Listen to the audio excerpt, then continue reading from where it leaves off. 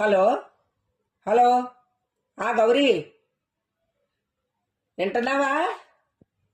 ఏంటి, నీ మీద ఫిర్యాదులు వస్తున్నాయి. అందుకే నువ్వు పప్పు తినొద్దు అని చెప్పాను. అయినా సరే నాకు పప్పు మామిడికే ఇష్టం, తింటాను అని నోట్లో ఏలెడితే అందినంత తిన్నావు. తిన్నదాన్ని ఏమన్నా ఇముడ్చుకోగలిగేవా? ఇవాళ భోజనాలకు వెళ్ళావు. భోజనాల దగ్గర పెద్ద అడావిడి చేసావంట. నీ పక్కన కూర్చున్న వాళ్ళని ఎవరినే తిన్నీకండ చేసావంట.